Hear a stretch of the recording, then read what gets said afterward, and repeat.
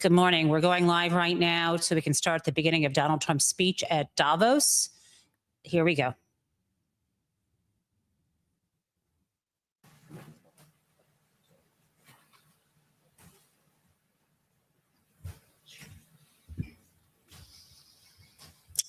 Well, thank you very much, Larry. It's great to be back in beautiful Davos, Switzerland, and to address so many respected business leaders, so many friends, few enemies, and all of the distinguished guests. It's a who's who, I will say that. I've come to this year's World Economic Forum with truly phenomenal news from America. Yesterday marked the one-year anniversary of my inauguration, and today, after 12 months back in the White House, our economy is booming, growth is exploding, productivity is surging, investment is soaring, incomes are rising, inflation has been defeated, our previously open and dangerous border is closed and virtually impenetrable. And the United States is in the midst of the fastest and most dramatic economic turnaround in our country's history. Under the Biden administration, America was plagued by the nightmare of stagflation, meaning low growth and high inflation, a recipe for misery, failure, and decline. But now, after just 1 year of my policies, we are witnessing the exact opposite. Virtually no inflation and extraordinarily high economic growth.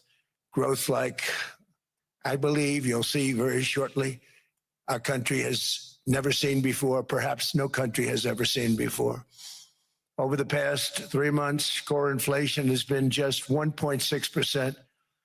Meanwhile, fourth quarter growth is projected to be 5.4%, far greater than anybody other than myself and a few others had predicted. Since the election, the stock market has set 52 all-time high records.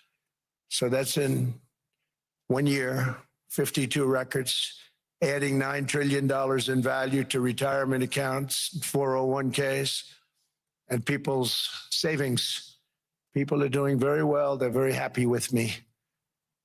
Since my inauguration, we've lifted more than 1.2 million people off of food stamps, and after 4 years, in which Biden secured less than $1 trillion of new investment in our country. Think of that, 1 trillion, substantially less than that. In 4 years, we've secured commitments for a record-breaking $18 trillion, and we think when the final numbers come out, they'll be closer to $20 trillion of investment. That's never been done by any country at any time, not even close. Just over 1 year ago, under the radical left Democrats, we were a dead country. Now we are the hottest country anywhere in the world. In fact, the United States economy is on pace to grow at double the rate that was projected by the IMF just last April. And with my growth and tariff policies, it should be much higher. I really believe we can be much higher than that. And this is all great news, and it's great for all nations. The USA is the economic engine on the planet. And when America booms, the entire world booms. It's been the history. When it goes bad, it goes bad. You all follow us down and you follow us up. And we're at a point that I don't believe we've ever been. I never thought we could do it this quickly. My biggest surprise is I thought it would take more than a year. Maybe like a year and 1 month. But it's happened very quickly. This afternoon, I want to discuss how we have achieved this economic miracle, how we intend to raise living standards for our citizens to levels never seen before, and perhaps how you too and the places where you come from can do much better by following what we're doing, because certain places in Europe are not even recognizable, frankly, anymore. They're not recognizable. We can argue, but there's no argument. Friends come back from different places. I don't want to and say, I recognize it. And that's not in a positive way. That's in a very negative way.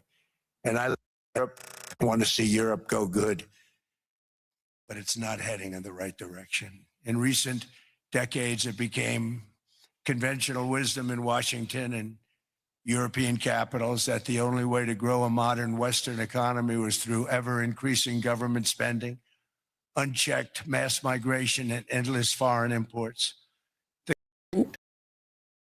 jobs and heavy industry should be sent elsewhere, that affordable energy should be replaced by the Green New Scam, and that countries could be propped up by importing new and entirely different populations from faraway lands. This was the path that sleepy Joe Biden administration and many other Western governments very foolishly followed, turning their backs on everything that makes nations rich and powerful and strong. And there's so much potential in so many nations.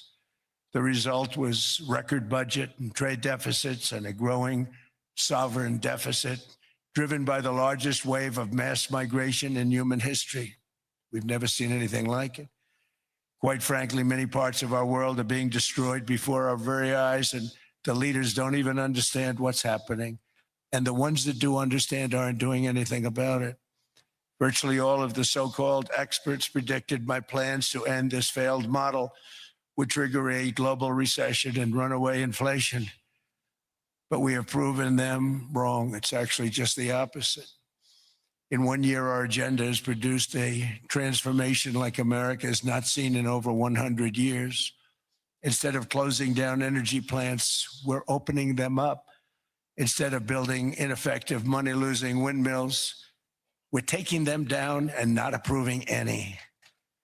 Instead of empowering bureaucrats, we're firing them, and they're going out and getting jobs in the private sector for 2 and 3 times what they were making in government. So they started off hating me when we fired them, and now they love me. Instead of raising taxes on domestic producers, we're lowering them and raising tariffs on foreign nations to pay for the damage that they've caused. In 12 months, we have removed over 270,000 bureaucrats from the federal payrolls, the largest single-year reduction in government employment since the end of World War II. Nobody thought that was coming, but we had no choice. To make a country great, you can't have all federal jobs. We've cut federal spending by $100 billion and slashed the federal budget deficit by 27%. Oh my God, he has no energy, you guys. Single year, it's going to go down quite a bit more from Okay, that. we're going to listen to Driving this. inflation Wow, way down not from impressive. the record highs of the Biden administration. Every month, they went up and up and up. I promised to cut 10 old regulations for every single new regulation. But instead, I've cut actually till this point, 129 regulations for every 1 new regulation approved. So every time they come in with a new regulation, we do at least 10, but so far it's averaging out to 129, if you can believe it. In July, we passed the largest tax cuts in American history, including no tax on tips, no tax on overtime, no tax on Social Security for our great seniors. We also provided 100% expensing. That's the one they like. And bonus depreciation for all new equipment and capital investments to help companies expand and shift production to America. They are so in love with it. They build a plant, they're able to deduct it immediately, the whole thing, rather than waiting 38 to 41 years in the old days. This is a miracle taking place. Nobody thought it would ever be done by any country, but it's done by us. It was what made my first term the most successful 4-year term that we've ever had from a financial standpoint. And now we've upped it. This is a 10-year program, not a 1-year program, but you're allowed to deduct everything in 1 year. It used to be 38 to 41 years. With tariffs, we've radically reduced our ballooning trade deficit, which was the largest in world history. We were losing more than $1 trillion every single year, and it was just wasted. It was going to waste. But in 1 year, I slashed our monthly trade deficit by a staggering 77%. And all of this with no inflation, something everyone said could not be done. There were a couple of brilliant people that actually thought I was doing the right thing. I thought I was doing the right thing. Now they all think I'm doing the right thing because they can't believe the numbers. American exports are now up by more than $150 billion. Domestic steel production is up by 300,000 tons a month, and it's doubling. I'm going for the Davos over the next 4 months. It's doubling and tripling, and I'll be back. we have steel plants being built all over the country. Nobody thought they'd see that. Factory construction is up by 41%, and that number is really going to skyrocket right now because that's during a process that they're putting in to get their approvals, and we've given very, very quick, fast approvals. In the process, we've made historic trade deals with partners covering 40% of all U.S. trade. Some of the greatest companies and countries in the world. We have countries as our partner too. The European nations, Japan, South Korea. They're our partners. They've gone into massive deals with us, especially on oil and gas. And these agreements raise growth and cause stock markets to boom, not only in the U.S., but virtually every country that came to make a deal, because as you've learned, when the United States goes up, you follow. It's really become a staple. In America, I've stopped the nation-wrecking energy policies that drive up prices while sending jobs and factories to the world's worst polluters. They are indeed polluters. Under sleepy Joe Biden, new domestic oil and gas leases fell by 95%. Think of that. And they wonder, why was gasoline going up so fast? The gasoline actually topped $5 a gallon, and some places $7 a gallon, and more than 100 major power plants were violently shut down by incompetent people that had no idea what the hell they were doing.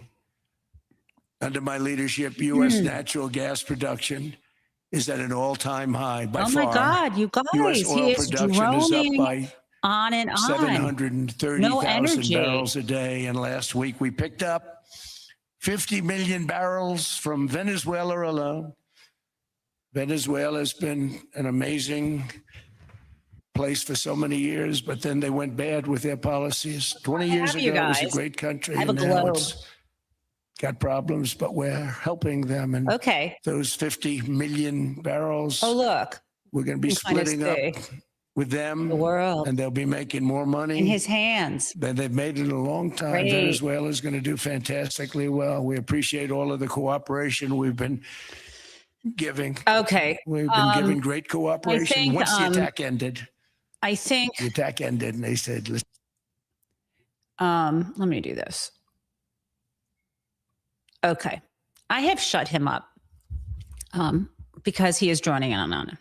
So this is Jen Taub Live, and no, I am not in Davos, Switzerland with a very nice fur cap, but instead I've got a nice, knit hat, pair of sunglasses in Detroit. Future's so bright, I got to wear shades. So if you want to see what he's saying, there he is, really droning. And our show doesn't start for another 2 minutes, so I'm gonna like play him until the top of the hour. Then I'm gonna kick him the hell out of here and do our show. Okay, guys? I think that makes sense. So let's get that sound back on and deal with him for a little bit more. I was not a big fan because I didn't like the risk, the danger. But they have the progress. That's why issues like energy, trade, immigration, and economic growth must be central concerns to anyone who wants to see a strong and united West. Because Europe and those countries have to do their thing. They have to get out of the culture that they've created over the last 10 years. It's horrible what they're doing to themselves. They're destroying themselves. These beautiful, beautiful places. We want strong allies, not seriously weakened ones. We want Europe to be strong. Ultimately, these are matters of national security, and perhaps no current issue makes the situation more clear than what seems to be happening here, folks, is Donald Trump's friends go to abroad and talk to him about how they see a lot of black and brown people in countries that were all white is kind of what I'm thinking he's saying here. And I think he's a monster, and I think he's a danger to the world. And I also think I kind of like doing my show in sunglasses. Okay, so we've got, it is now the top of the hour, and I'm debating. I feel like this is historical and it's important. So he's nearly done. So let's listen. Let's listen together, and then we'll unpack this and also some really crazy shit that's already gone down at Davos. So let's go ahead and listen to the monster again. Here we go. And was totally unable to defend either itself or Greenland. So the United States was then compelled. We did it. We felt an obligation to do it, to send our own forces to hold the Greenland territory. And hold it we did at great cost and expense. They didn't have a chance of getting on it, and they tried. Denmark knows that. We literally set up bases on Greenland for Denmark.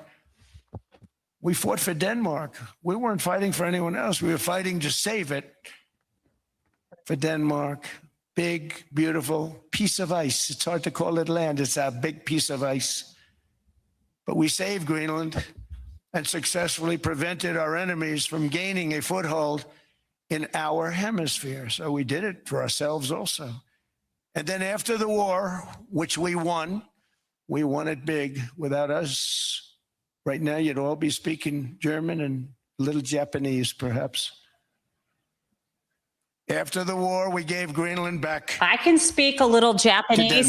Sayonara, motherfucker. How stupid were we to do that? But we did it. But we also, I can say in German, but how ungrateful are which is they what I now? feel like I need. So now our country and the world face much greater risks than it did ever before because of missiles, because of nuclear, because of weapons of warfare that I can't even talk about. Because he can't pronounce them. 2 weeks ago, they saw weapons that nobody ever heard of. They weren't able to fire one shot at us. They said, what happened? Everything was discombobulated.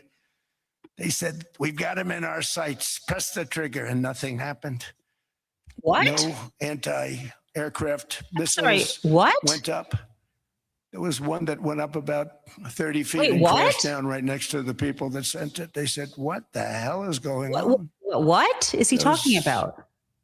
Those defensive systems were made by Russia and by China. Okay. So they're going to go back to the drawing board. Very friendly with me. They're shocked that people continue to buy those damn things. They killed the birds. They ruined your landscapes. Other than that, I think they're fabulous, by the way. Stupid people buy them. What an idiot. The consequences of such destructive policies have been stark, including lower economic growth, lower standards of living, lower birth rates, more socially disruptive migration. It's almost over, you guys. To hostile foreign adversaries and much, much smaller militaries. The United States cares greatly about the people of Europe. We really do. I mean, look, I am derived from Europe, Scotland and Germany. They don't want you. 100% Scotland, my mother, 100% German, my father. And we believe deeply in the bonds we share with Europe as a civilization. I want to see it do great. That's why issues like energy, trade, immigration, and economic growth must be central concerns to anyone who wants to see a strong and united West. It's all about wanting only white people in Europe. Get out of the culture that they've created over the last 10 years. It's horrible what they're doing to themselves. They're destroying themselves. Sorry, guys. Beautiful, beautiful places. We want strong go through hundreds of feet of ice. That's not the reason we need it. We need it for strategic national security and international We're back security. to Greenland. This enormous unsecured island is actually part of North America on the northern frontier of the Western Hemisphere. That's our territory. Says who? It is therefore a core national security interest of the United States of America. And in fact, it's been our policy for hundreds of years to prevent outside threats from entering our hemisphere, and we've done it very successfully. We've never been stronger than we are now. That hasn't been our That's why American policy. presidents Exactly. have sought to purchase Greenland for nearly 2 centuries. You know, for 2 centuries, they've been trying to do it. They should have kept it after World War II, but they had a different president. That's all right. People think differently. Much more necessary now. Oh my than it God, was at he's that an time, however. idiot. In Idiot. 2019, Denmark said that they would spend over $200 million to strengthen Greenland's defenses. Can we just say But as we you could know, they put spent less than defense 1% there of without that taking amount. the country? 1%. There's no sign of You know, Denmark there. we have the right to. I say We that with haven't. great respect for Denmark, whose people I love, whose leaders are very good. It's the United States alone that can protect this giant mass of land, this giant piece of ice, develop it and improve it, and make I'm loving it your so that comments. it's good for Europe. I'm putting and them safe on the for Europe and stage. good for us. And that's the reason I'm seeking immediate negotiations to once again discuss the acquisition of Greenland by the United States, just as we have acquired many other territories throughout our history, as many of the European nations have. They've acquired, there's nothing wrong with it. Many of them, some went in reverse, actually, if you look. Some had great, vast wealth, great, vast lands all over the world. They went in reverse. They're stuck back where they started. That happens too. But some grow. But this would not be a threat to NATO. This would greatly enhance the security of the entire alliance, the NATO alliance. The United States is treated very unfairly by NATO. He's so I'm gonna tell you that. boring. And when you think about it, nobody can dispute it. We give so much and we get so little in return. Oh my God, he is And I've such been a critic of NATO whiner. for many years. Yeah, we know. And yet I've done more to help NATO than any Oh other God, president here we go by again. far, than any other person. Oh, You wouldn't have NATO so if I boring. didn't get involved in my first term. The war with Ukraine is an example. We are thousands of miles away, separated by a giant ocean. It's a war that should have never started, and it wouldn't have started if the 2020 US presidential election weren't rigged. It was a rigged election. Oh my Everybody God. now knows that. They found his out. greatest hits. It's not a rigged People election. will soon be prosecuted for what Oh they my did. God. Oh my It's probably flipping breaking God. news, but it should be. It was a rigged election. Can't have rigged elections. It's not breaking You need news that you're strong going borders, strong after. elections, and your ideally enemies. a good press. I always say it. Strong borders, strong elections, free, fair elections, and a fair media. The media is terrible. He's now It's going off very script, you guys. This is when it's going to crooked. get It's good. very biased, terrible. But someday it'll straighten out because it's losing all credibility. Think of it. When I went in a landslide, a giant landslide, won all 7 Oh, swing fuck. states, This again. won the popular vote, won everything, and they only get negative press. That means that it has no credibility. And if they're going to get credibility, they're going to have to be fair. So you need a fair press. But you also need those other elements. And He's trying to get I back on inherited script. a terrible, terrible situation. If you look, the border was open. The inflation was raging. Everything was bad with the United States when I came into office. But It I also inherited a wasn't. mess with Ukraine and Russia, wasn't. something that would have never happened. And I know Putin very well. He and I would discuss Ukraine. It was the apple of his eye, but he Oh my wasn't going God. to do anything. I said, Vladimir, you're not doing it. He would never have done it. Yeah, he would It was have. terrible what Idiot. happened. I could see it happening too. After I left, I could see it happening. Biden had given Ukraine and NATO $350 billion, a staggering sum, $350 billion. I came in and just like the southern border, just like inflation, just like our economy, I said, wow. Can this I place just is in trouble, meaning break our into his country. All of idiotic these logic? things were out of Trump is control. actually president now. But the He's border been was out of president control. We for a fixed it. year. The strongest If border Putin anywhere in the respected world. him, then Donald now could been say, get out of Working on this Ukraine. war for 1 year, during which time I settled 8 other wars. India, Pakistan. I settled other wars at Oh war. my God, here we go Vladimir again. Putin called me, Armenia, Azerbaijan. He said, I can't believe you settled that one. They were going on for 35 years. I settled it in 1 day. And President Yeah. Putin called me He Okay. said, you know, I can't believe I've worked on that war for 10 years trying to settle it. I couldn't do it. I said, do me a favor, focus on settling your war. Don't worry about that one.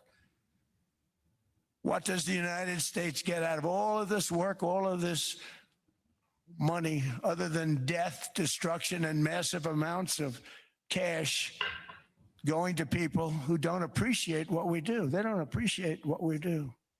Talking about NATO, I'm talking about Europe. It's for us too, They have you to idiot. Work Oh on my God. Ukraine. We don't. The United States is very far away. We have a big, beautiful ocean separating us. We have nothing to do with it.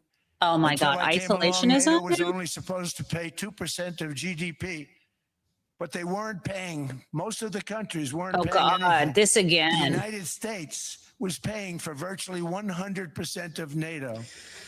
Oh my And I God. got that stopped. I said, that's not fair. But then more importantly, I got NATO to pay 5%, and now they were paying, and now they are paying. So something nobody said was possible. He is such an They said idiot. we will never go up higher than 2%. But they went to 5%, and now they're paying the 5. They didn't pay the 2, and now they're paying the 5. You guys, And they're stronger for it. I gotta They have mute an him excellent, first. by the way, Secretary General, who's We possibly are in the room. able to Mark, are you be, here? oh God. Yes, he's here. Hello, Mark. We're We able never asked to for have anything. been the world leader And we because never of got these anything. trade-offs. We Now we're the probably world won't get pariah anything because of unless they you, decide Donald. to use excessive strength and force where we would be, frankly, unstoppable. But I won't do that. Oh, uh-huh. Okay. Now everyone's saying, oh, good. That's probably the biggest statement I made because people thought I would use force. I don't have to use force. I don't want to use force. I won't use force. All the United States is asking for is a place called Greenland, where we already had it as a trustee, but respectfully returned it back to Denmark not long ago after we defeated the Germans, the Japanese, the Italians, and others in World War II. We gave it back to them. We were a powerful force then, but we are a much more powerful force now. After I rebuilt the military in my first term Oh, and no, you continue to didn't. do so today, we have a budget of $1.5 trillion. We're bringing back battleships. Battleship is 100 times more powerful than the great battleships you saw in World War II, those great, big, gorgeous ships, the Missouri, the Iowa, the Alabama. Because I thought maybe we could take them out of mothballs. They said, no, sir, these ships are 100, think of that, 100 times more powerful than those This big, is, big, magnificent pieces of art that is he you on script now or saw off so many script? times ago that you still see on television. You say, wow. Oh my What a God. force. 100 times, each ship 100 times more powerful than the big He is a battleships of the lunatic. past. So that was the end of the mothball story. So what we have gotten out of NATO is nothing except to protect Europe from the Soviet Union and now Russia. I mean, we've helped them for so many years. No, We've never NATO gotten came anything. to our Except we paid for defense. NATO. And we paid What for a many years liar. until I came along. We paid for, in my opinion, 100% of NATO because they weren't paying their bills. It's not about all who we're asking pays. for It's about is to preventing get- world war. Greenland, including right title and ownership, because you need the ownership to defend it. You can't defend it on a lease. Number one, legally, it's not defensible that way, totally. And number two, psychologically, God. who the hell wants to defend a license agreement or a lease? What is Which psychologically? is a large piece He's of ice psycho. in the middle of the ocean where if there is a war, much of the action will take place on that piece of ice. Think of it. Those missiles would be flying right over the center of that piece of ice. All we want from Denmark for national and international security and to keep our very energetic and dangerous potential enemies at bay is this land on which we're going to build the greatest golden dome ever built. We're building a golden dome that's going Here to, we just go. by its very nature, going to be defending Canada. Oh God. Canada gets a lot of freebies from us, by the Oh, way. They should God. be grateful also, but they're not. I watch your Prime Minister yesterday. He wasn't so grateful. He was amazing. They should be grateful to us. Canada lives because of the United States. Remember that, Mark, the next time you make your statements. Ooh. What we did for Israel was amazing. What? But that's nothing compared to what we have planned for the United States, Canada, and the rest of the world. We are going to build a dome like no other. We did it. We did it for Israel. And by the way, I told Bibi, stop taking credit for the dome. That's our technology. That's our stuff. But they had a lot of courage, and they were good fighters, and they did a good job. And we wiped out the Iran nuclear threat like nobody can believe. No, we Nobody's didn't. ever seen anything like it. Oh, for God's sake. Venezuela, taking down Soleimani, wiping out al-Baghdadi when he tried to reinstitute ISIS. We did a lot. I did a lot of big things. Oh my All God. perfectly executed. Everyone was perfectly executed. Somebody told me that, a military expert Can you told me, believe sir, everything you've that done has been he's still talking? perfectly executed. I said, I know. So other presidents have spent, whether foolishly or not, trillions and trillions of dollars on NATO and gotten absolutely nothing in return. We've never asked for anything. It's always a one-way street. Now they want us to help them with Ukraine. And we say, we're going to. I'm really helping, not even them. I want to see, last week, if you saw, it was 10,000 soldiers, but last month it was 31,000 soldiers died. 31,000. That's this room times, the number of people in this room times 30. Think of it. 30,000 soldiers died in 1 month. The month before it was 27,000. The month before that it was 28,000. The month before that it was 25,000. It's a bloodbath over there. And that's what I want to stop. It doesn't help the United States, but these are souls. These are young people. Look like you, look like some of you right in the front row. They go to war. Their parents are so proud. Oh, there he goes, comes back. 2 weeks later, they get a call. Your son's head's been blown off. Oh my I God. want to stop it. It's a horrible war. It's the worst since World War II. I was not ready for that. They keep going. They'll exceed World War II. The numbers are staggering. How many people they've lost. They don't want to talk about it. Ukraine and Russia. Oh my God. He's off script. Stay on tremendous script. Dodo. And I'm dealing with President Putin, and he wants to make a deal, I believe. I'm dealing with Oh yeah, sure. President Zelensky, and I think he wants to make a deal. I'm meeting him today. He might be in the audience right now. But they got to get that war stopped because too many people are dying, needlessly dying. Oh Too many my souls God. are being lost. Oh my God, you So the reason guys. I'm interested in doing it. But in doing it, I'm helping Europe, I'm helping NATO, and I've until the last few days when I told them about Iceland, they loved me. Someone should give him the hook. They called Start me playing daddy. the Oscar Last music. night, What? very smart man said, he's our daddy. Oh no. He's running it. I was like running it. I went from running it to being a terrible human being. What? But now what I'm asking for is He's our a daddy? piece of ice, cold and poorly located, that can play a vital role in world peace and world protection. It's a very small ask compared to what we have given them for many, many decades. Holy shit. But the problem with NATO is that we'll be there for them 100%. But I'm not sure that they'd be there for us. If we gave them the call, gentlemen, we are being attacked. We're under attack by It such and happened. such a nation.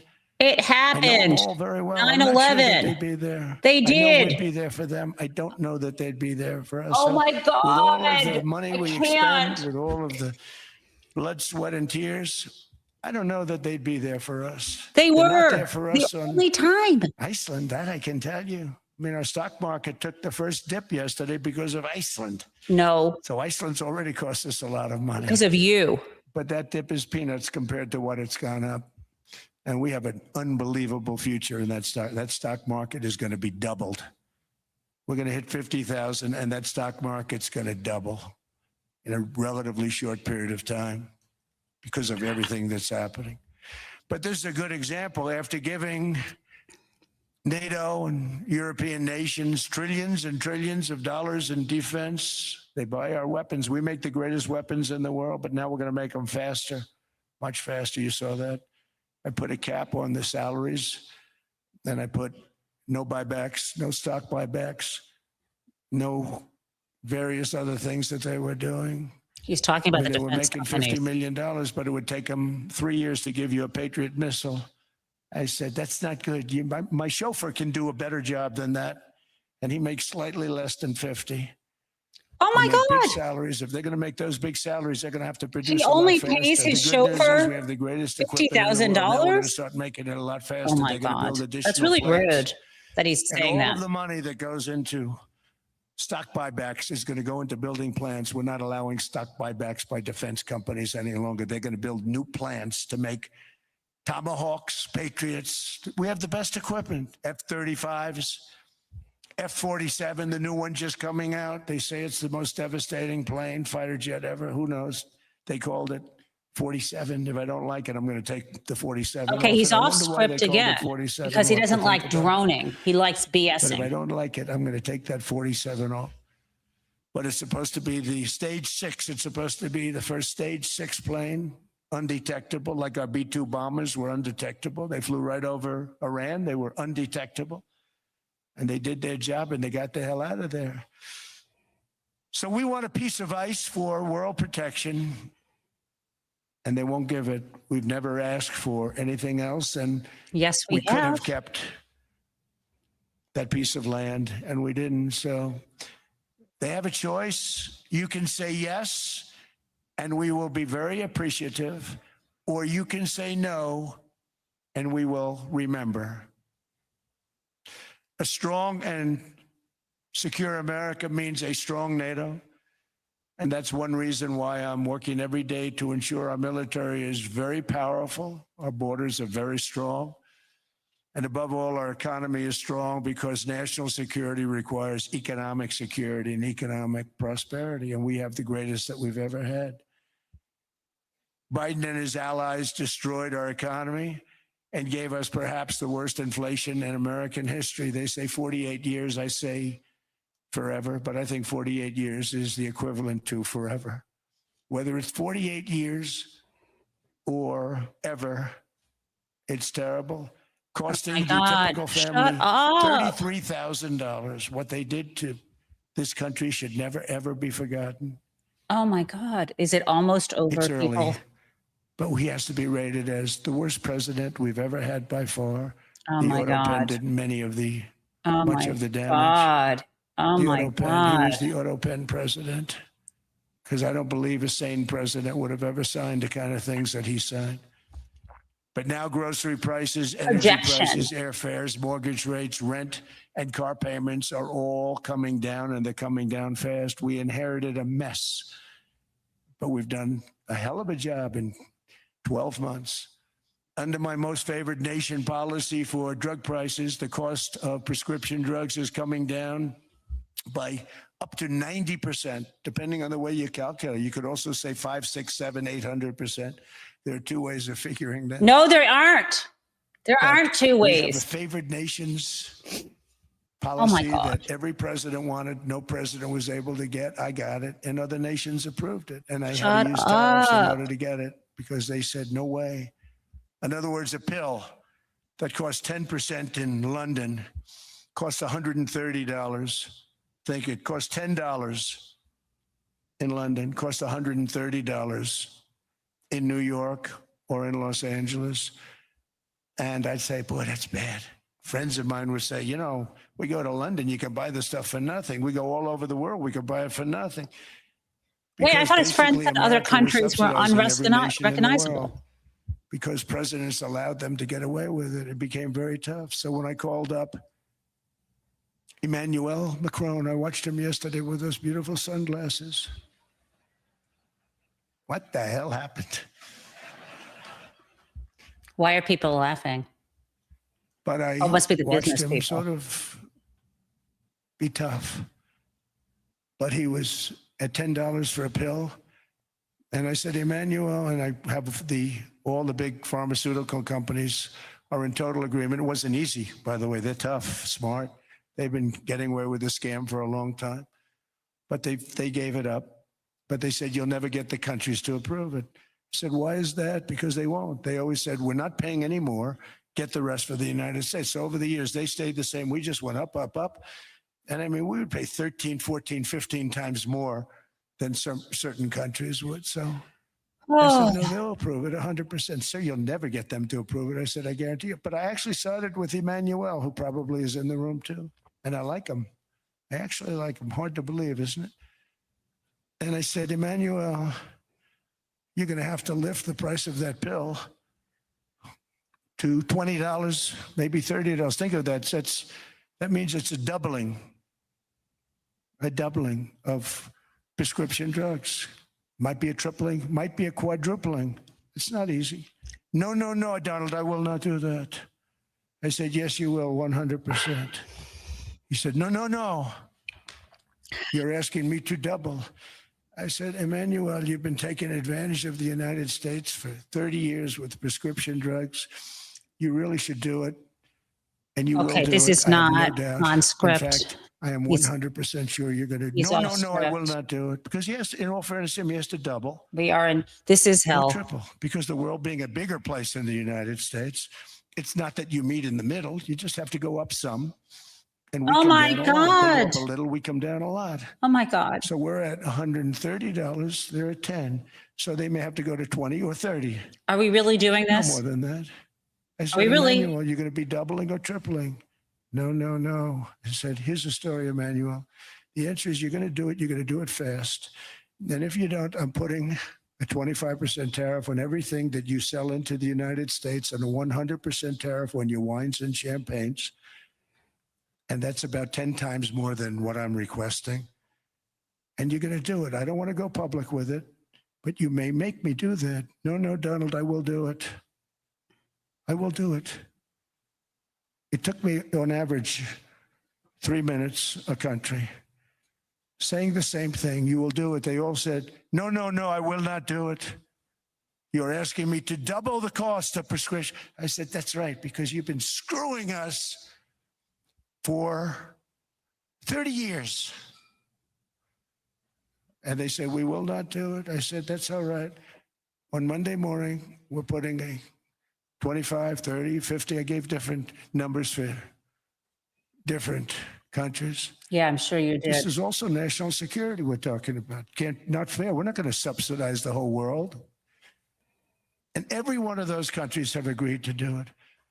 So one of the biggest things that I've done is the fact that we have now most favored nation. We will pay whatever the lowest price is in the entire world. So our drug prices are going to be coming down by staggering 90%. Again, you could say 1,000%, 2,000%. Depends on the way you want to figure it, but we'll go with the way the fake news likes it better because it sounds, can you imagine a 90% reduction sounds much worse. But drug prices are going to be coming down tremendously in all the nations, and I appreciate them doing it, but they did it, in all fairness, without tariffs. I wouldn't have been able to get it done. After declining $3,000 under Biden, real incomes are up in the United States by $2,000, $3,000, and even $5,000 and more.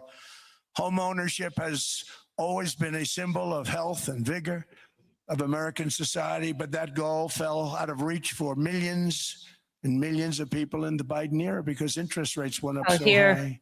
Here we go Today, again. I'm taking action to bring back this bedrock of the American dream. In recent years, Wall Street giants and institutional investment firms, many of you are here, many of you are good friends of mine, many of you are supporters. Sorry to do this. I'm so sorry. God, this goes on. Housing prices by purchasing hundreds of thousands of single-family homes, and it's been a great investment for them. Often as much as 10% of houses on the market. You know, the crazy thing is a person can't get depreciation on a house, but when a corporation buys it, they get depreciation. Okay, that's something we're going to have to think about too. I don't know if too many people think about it. Yeah, people fucking think about this all the time. 500 Donald. houses. They buy hundreds of thousands. They buy 500 houses. They can take depreciation. A person sweats and works and buys one house. They can't. He finally understands the tax code is rigged in the favor of the rich and corporations. Shocking. Become a nation of renters. We're not going to do that. That's why I have signed an executive order banning large institutional investors from buying single-family homes. It's just not fair to the public. They're not able to buy a house. And I'm calling on Congress to pass that ban into permanent law, and I think they will. One of the biggest barriers to saving for a down payment has been surging credit card debt. The profit margin for credit card companies now exceeds 50%, one of the biggest. And they charge Americans interest rates of 28%, 30%, 31%, 32%. Whatever happened to usury? You're listening to Donald Trump at Davos. We will stay with him. Guys,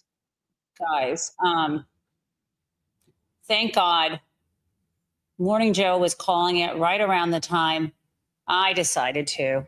And so we are calling that now. And hi, it's Jen Taub. And I'm not at Davos, but I'm really enjoying wearing a hat and sunglasses. And there's a reason. Over at Davos, we have the most glamorous, including President Macron wearing their sunglasses around.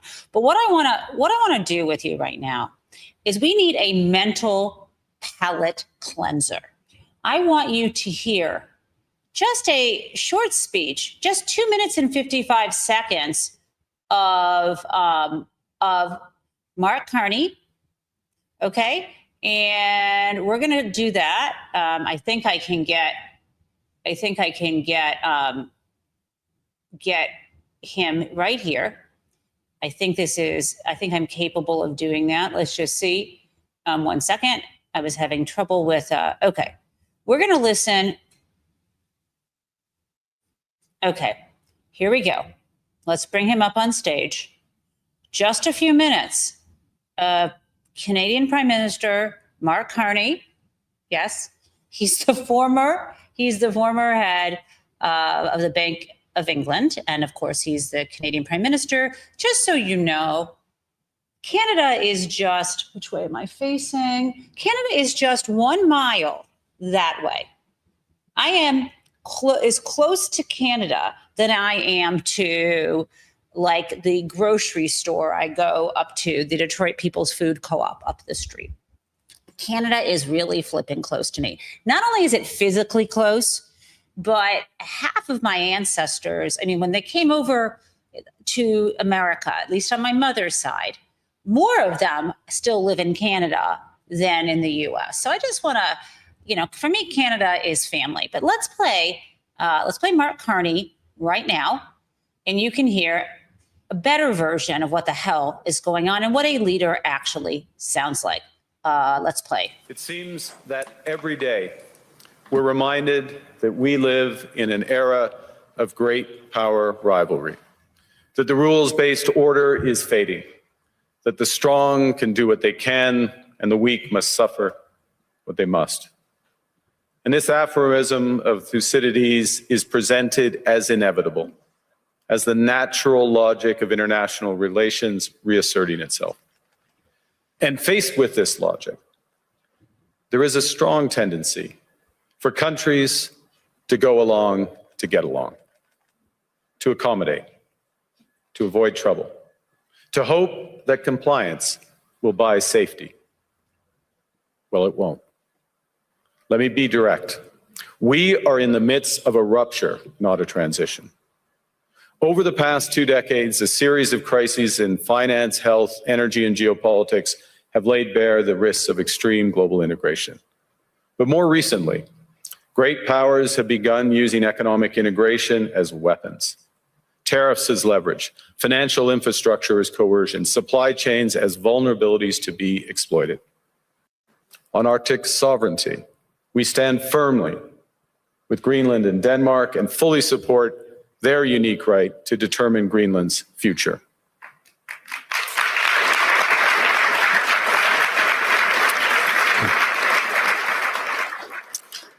Our commitment to NATO's Article 5 is unwavering. So we're working with our NATO allies, including the Nordic-Baltic Gate, to further secure the alliance's northern and western flanks, including through Canada's unprecedented investments in over-the-horizon radar, in submarines, in aircraft, and boots on the ground, boots on the ice. Canada strongly opposes tariffs over Greenland and calls for focused talks to achieve our shared objectives of security and prosperity in the Arctic. Argue the middle powers must act together because if we're not at the table, we're on the menu. But I'd also say that great powers can afford for now to go it alone. They have the market size, the military capacity, and the leverage to dictate terms. Middle powers do not. But when we only negotiate bilaterally with a hegemon, we negotiate from weakness. We accept what's offered. We compete with each other to be the most accommodating. This is not sovereignty. It's the performance of sovereignty while accepting subordination. Okay. That is what a real leader sounds like. Now, you'll never believe what happened last night. I'm so sorry. What you won't believe happened last night at Davos was Howard Lutnick got booed. Christine Lagarde, who is the president of the European Central Bank, walked out of Lutnick's dinner speech. I am not kidding you. This is reported in the Wall Street Journal that she literally walked out because he was defending Donald Trump's plan or campaign to take possession of Greenland. And he was, this was apparently an invitation-only dinner last night. And not only did Lagarde stand up and leave the room, but apparently there were people in the audience jeering at him. So I want to give you a sense because Lutnick, our Secretary of Commerce, did go on TV on Fox News, and you can kind of hear what his thinking is. And I didn't understand why they sent like a couple of dozen military people to Greenland. I mean, it made no sense whatsoever. I mean, they didn't send those couple of dozen people to Ukraine before Russia came in. So, I mean, I think he felt it was they were just being provocative. And so, if you provoke the president, you're going to get a response. Well, what a pig. There is, of course, more that I want to share with you. But first, I want to make something clear. The reason why tariffs are punishments to other countries is not because the other country pays that tax. Thank you, Zoe. The reason why tariffs are a punishment is because it results in fewer exports. So if we put a high tariff on goods coming in, let's say from France, that means people in America might choose sparkling wine instead of champagne. So it will lower the amount sold in the US.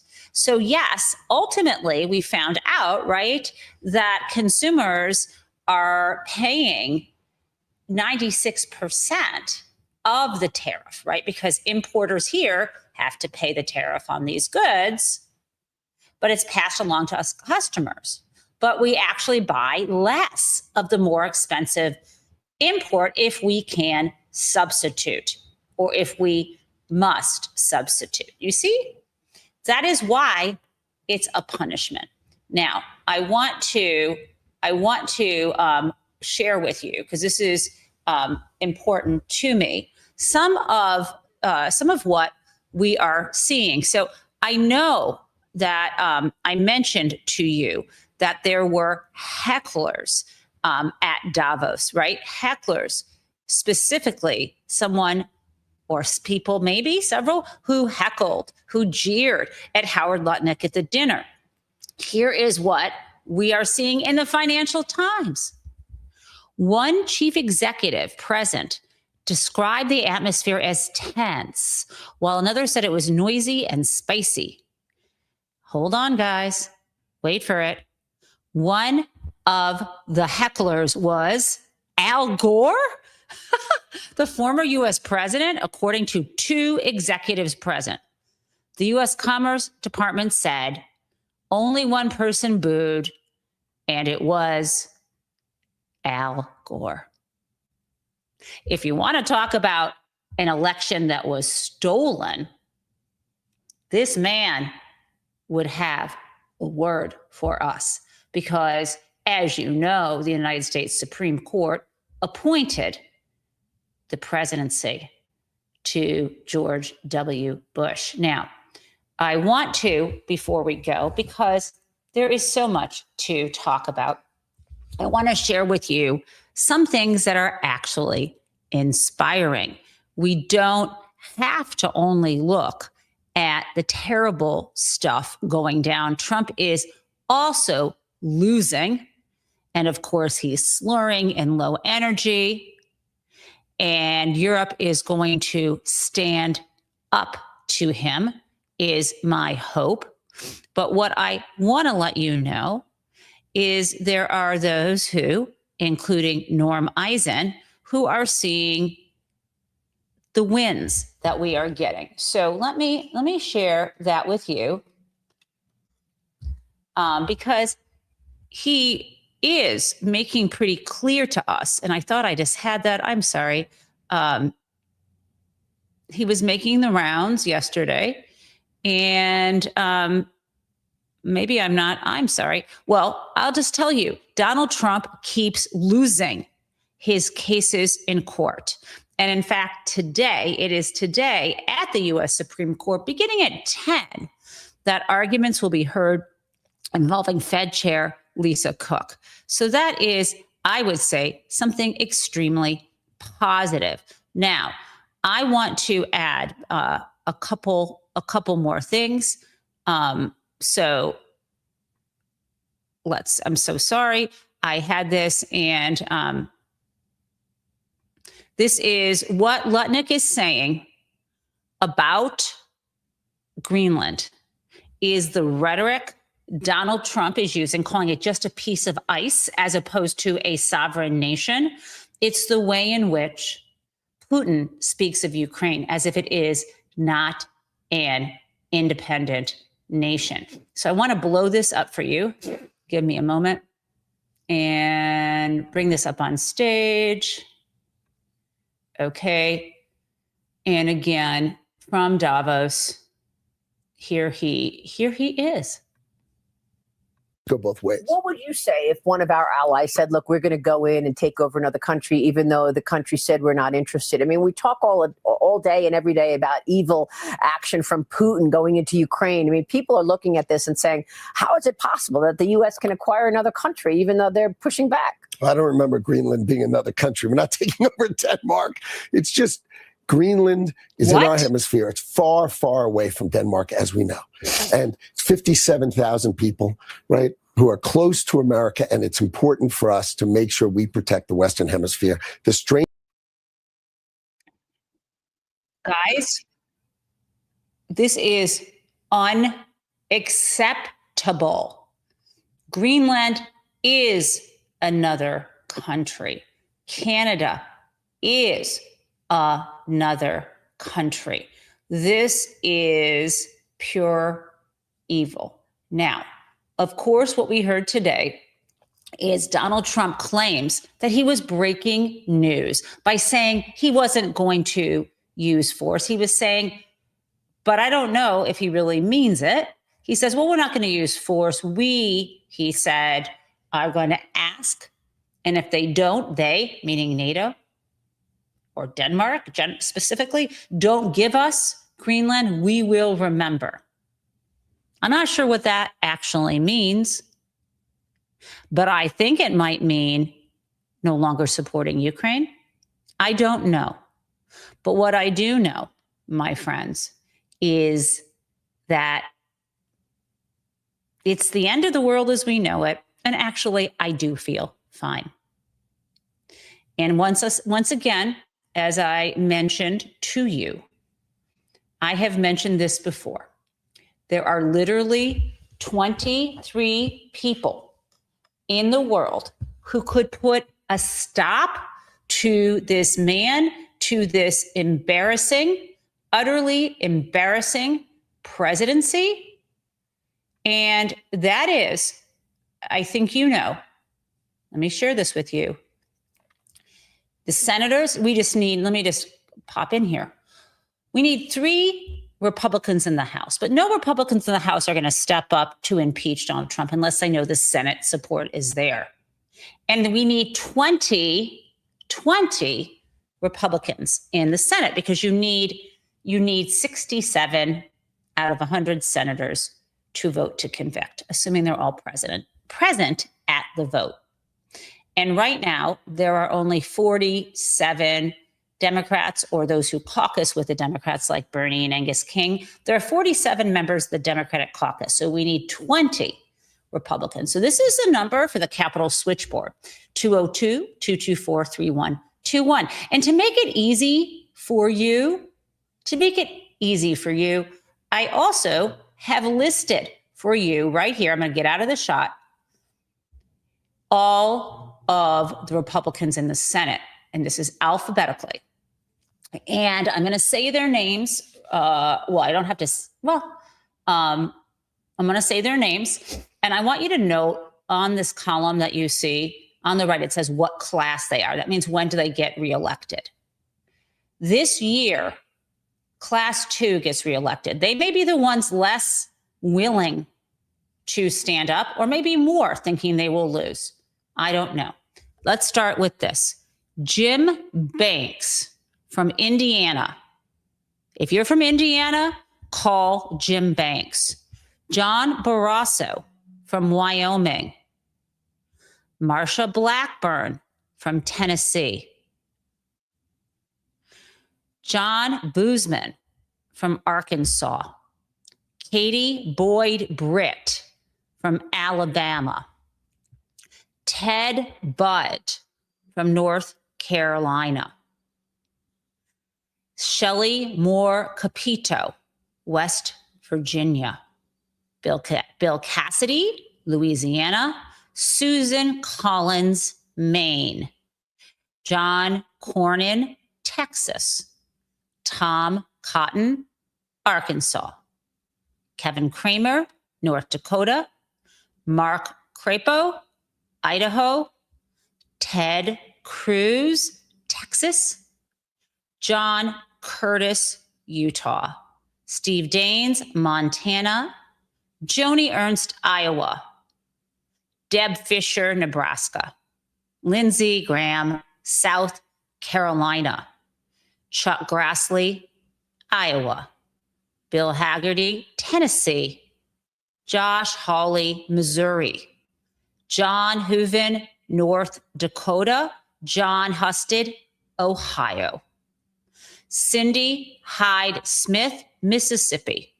Ron Johnson, Wisconsin. James Justice, West Virginia. John Kennedy, Louisiana. James Lankford, Oklahoma. Mike Lee, Utah.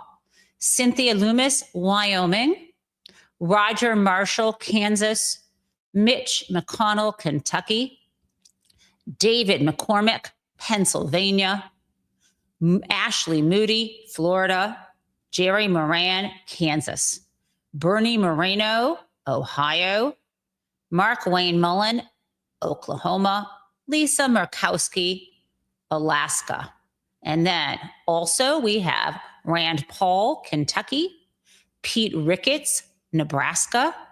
James Risch, Idaho. Mike Rounds, South Dakota. Eric Schmidt, Missouri. Rick Scott, Florida. Tim Scott, South Carolina. Tim Sheehy, Montana. Dan Sullivan, Alaska. John Thune, South Dakota. Tom Tillis, North Carolina. Tommy Tuberville, Alabama. Roger Wicker, Mississippi.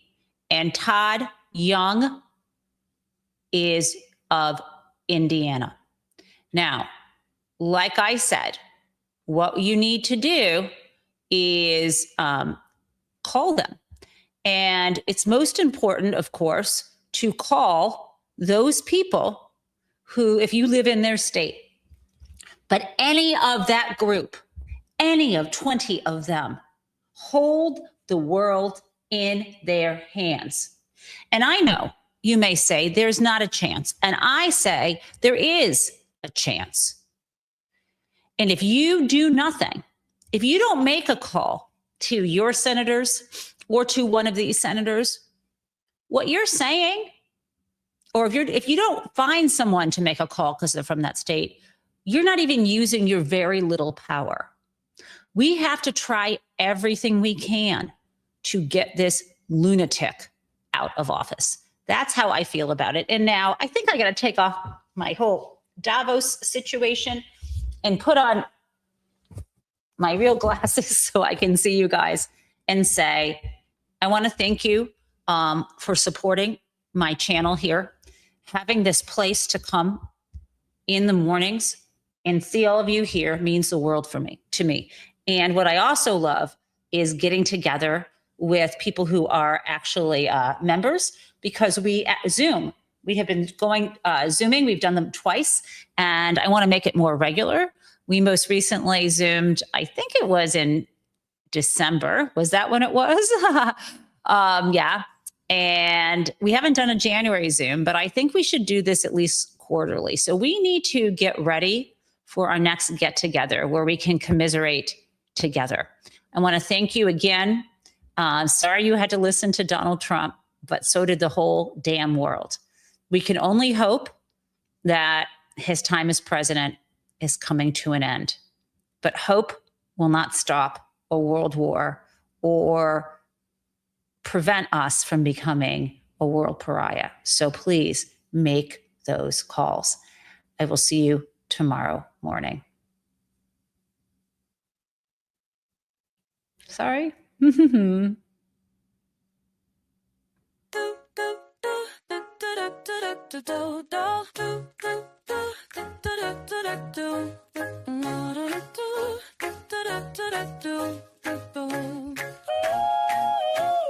Hello, prison mates. It's the Gen Taub show where welcome everyone. Let's learn about what is happening in politics yesterday and today. There was hope, and we are together in this democracy we work for. And again, welcome to the Gen Taub show.